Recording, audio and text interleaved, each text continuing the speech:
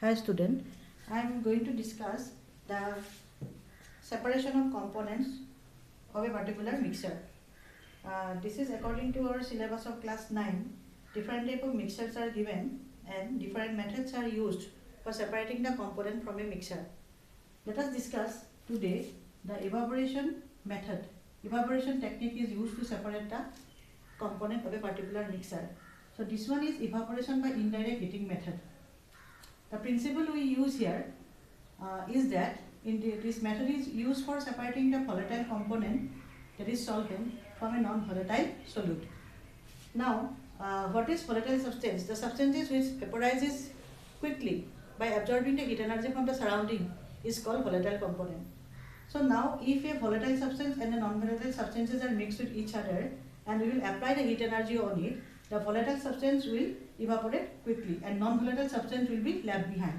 Now, let us take the example which is explaining in your book at the page number 19. That is ink, blue ink. Blue ink. Blue ink is a mixture of blue dye and the water. We have to separate the water from the blue dye. Water is volatile substance and blue dye is the non-volatile substance. Let us take one china dish, and in this china dish we are taking a drop of blue ink and keeping this china dish above a tripod stand.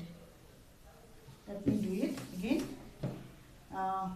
We are taking a china dish. In the china dish we are taking the blue ink. This is blue ink which is a mixture of blue dye and the water. Now let us take a beaker. In this beaker we are taking half filled with the water. Water is there. And we are keeping this china dish with the blue ink above this beaker. This is the beaker. Above this beaker, we are taking the china dish. Now this beaker is kept on a tripod stand, above a tripod stand, by keeping a wire gauze in the middle. Wire gauze is given so that the direct heat will not be applied to the beaker. So heat is supplied to it with the help of a spirit lamp or a candle.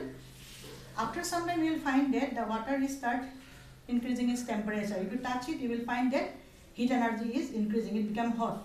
And if some more time will go, then we will find that this vapors of the water is coming out. It vaporizes. The vapors will help heating the this blue dye also.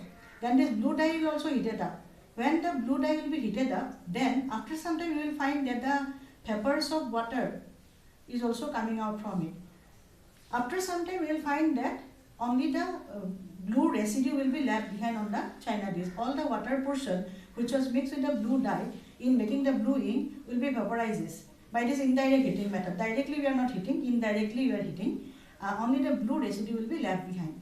From this one, we can come to know that blue ink is a mixture of water and the blue dye. But important thing here is that we cannot directly apply the heat energy to the china dish where we have kept the blue ink, because it is a highly combustible substance. So what will happen if you directly apply the heat energy to the china dish by keeping it above the wire gauze? It is not possible because the blue dye may be damaged or it may be burned out. So our actual aim of the experiment will not be fulfilled. That's why we are doing the indirect heating method. First, the water of the beaker will be heated up. Then the temperature of this water will help in increasing the temperature of the blue dye.